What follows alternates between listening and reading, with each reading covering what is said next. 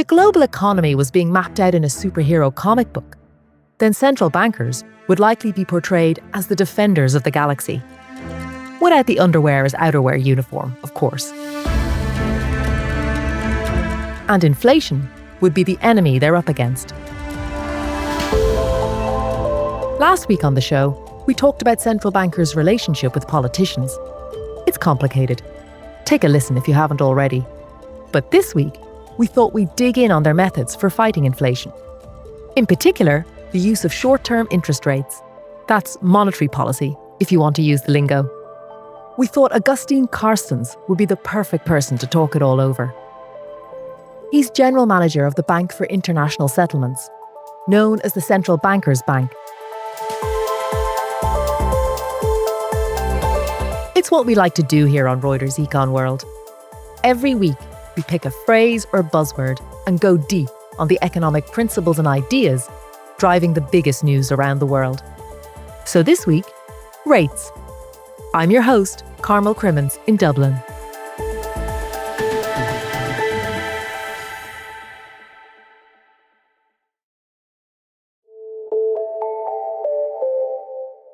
Central banks appear to be winning the battle against surging prices.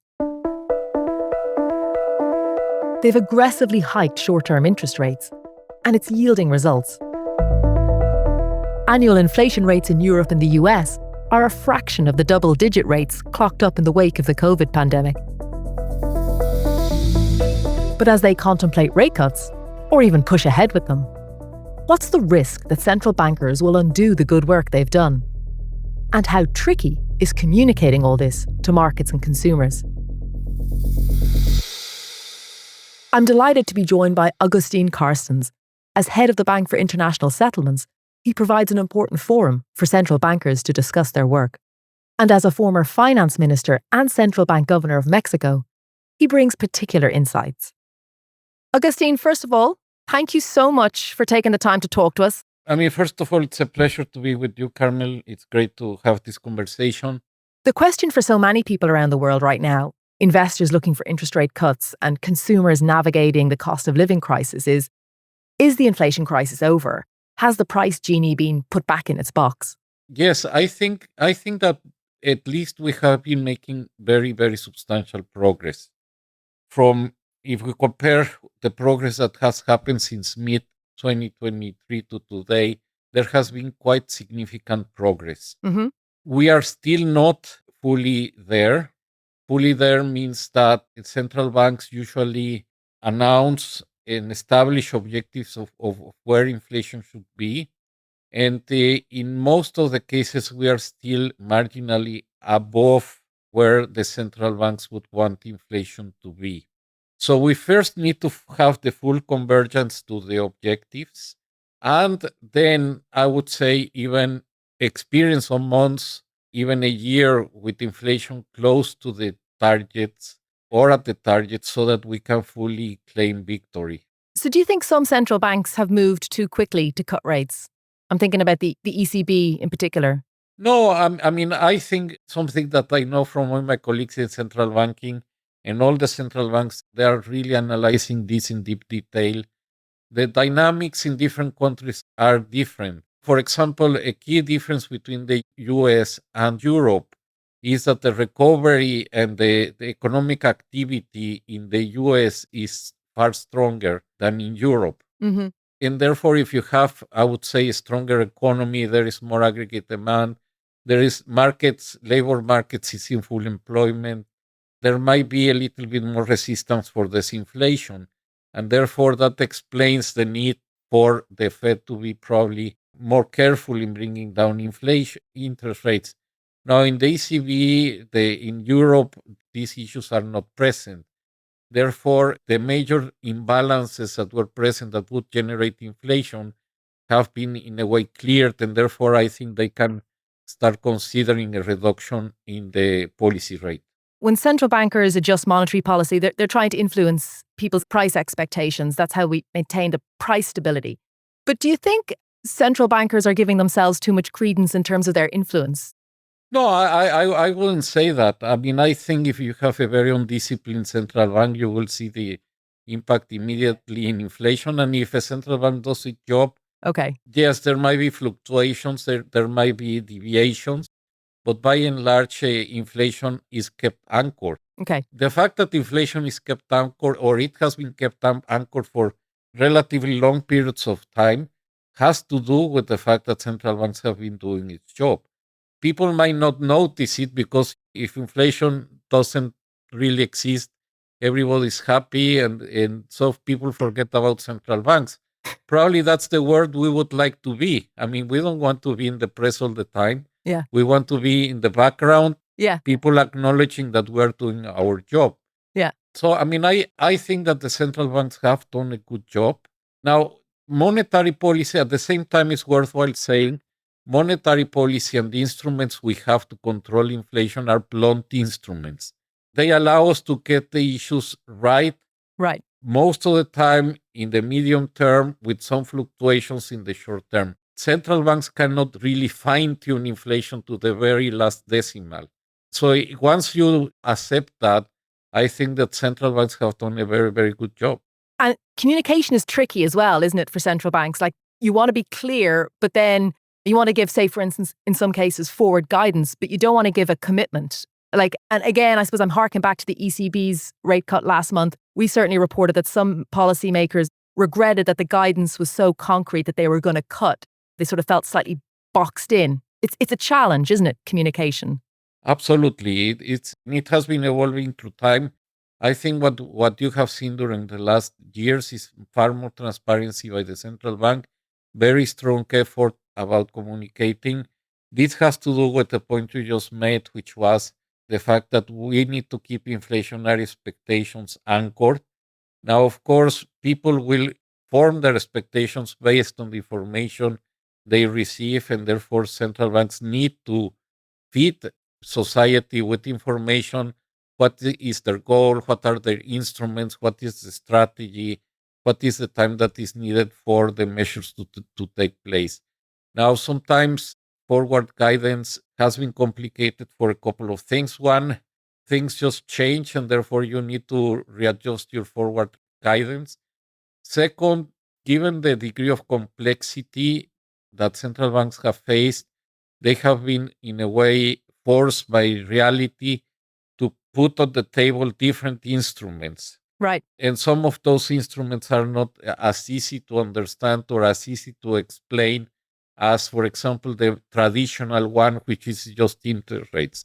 For many, when you say we're going to do unconventional monetary policy, sometimes it also has to do with the language we use. If you say unconventional monetary policies, so people think, well, so what are they going to come up with?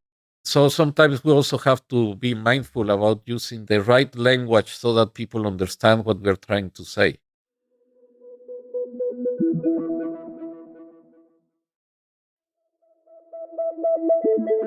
Making sure people understand what you say is crucial for a central banker.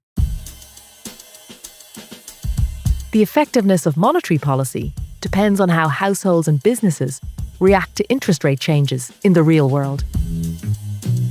And we do like a real-world example on this show. This week, we're going back to 2021.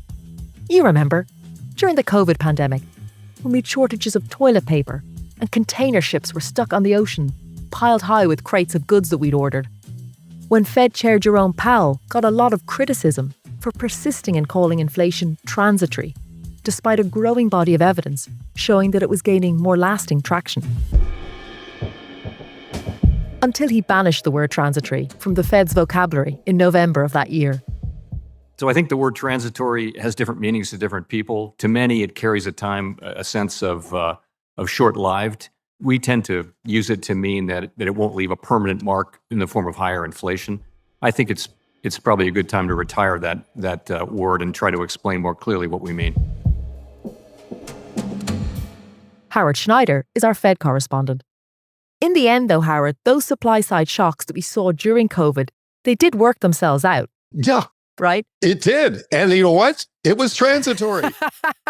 It just wasn't transitory like people understood it. And here's why that matters for the Fed. Yeah. Underneath this all is a sense, are public expectations about inflation shifting. Mm-hmm. And here's where the risk is in communications, because if the Fed comes to the table or a central bank comes to the table with one understanding of a word or a phenomenon or a trend, and it gets out of sync with how the public understands that word or phenomenon or trend, the public's going to at some point start saying, this doesn't seem right to me. Yeah. I think inflation is going to be higher for longer. Expectations start to shift up, psychology shifts, and that's the self-reinforcing cycle that the Fed did not want to take root. And when they saw that starting to take root or had a whiff of that, they said, forget talking about transitory. We got to raise interest rates. This is going to last. And we see it hitting expectations.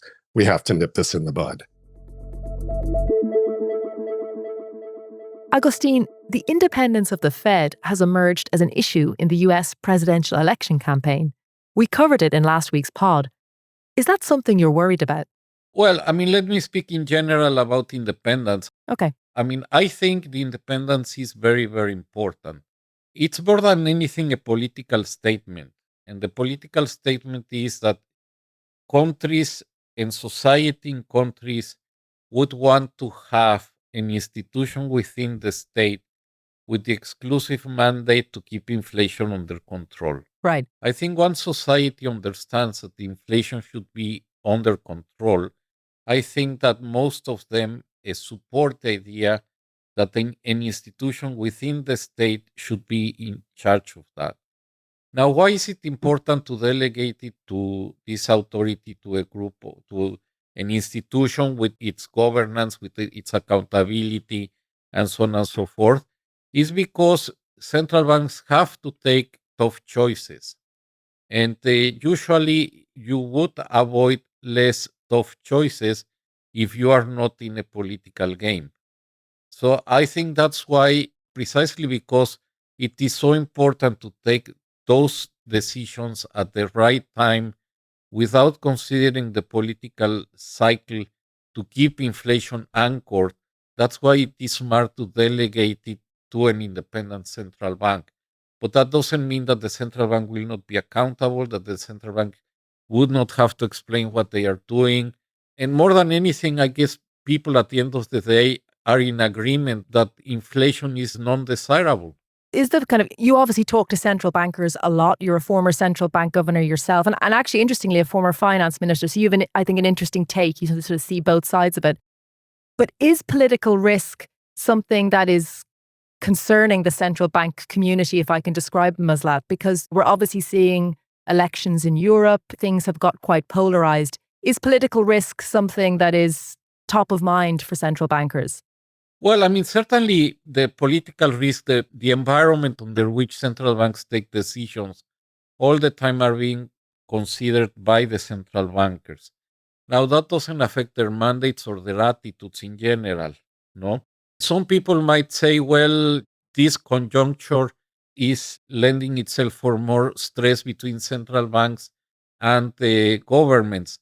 But, at the end of the day, if you think about it, the autonomy of a central bank makes sense precisely for those cases where there is tension.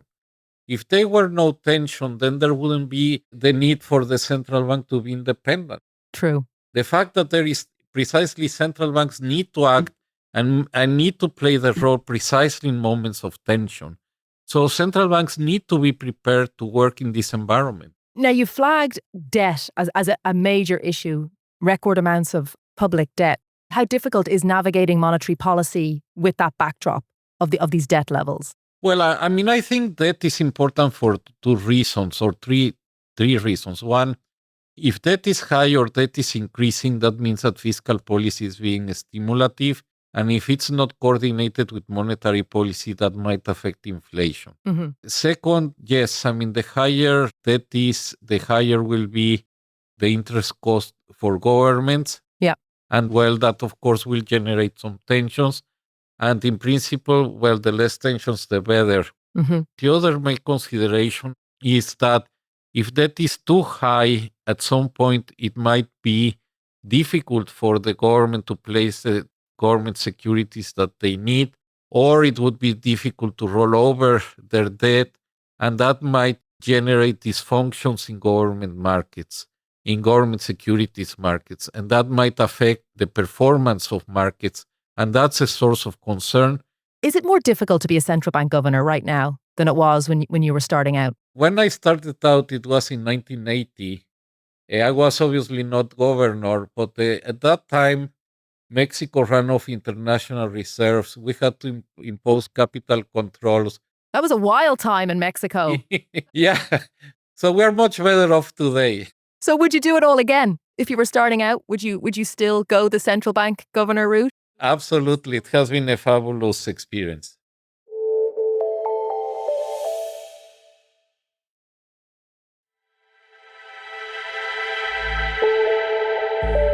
We've enjoyed delving into the world of central banking these past few weeks. We'll be back next week with another look at the economic principles driving the news. Till then, a big thank you to Agustin Carstens at the BIS, our own Mark Jones, and everyone at Reuters who covers economics. Jonah Green helped with the production on this show. Sound design is by Josh Summer. Lila de Kretzer is our executive producer. Our podcast team includes Kim Vanell, Tara Oakes, Gail Issa, David Spencer, and Chris Woljasper.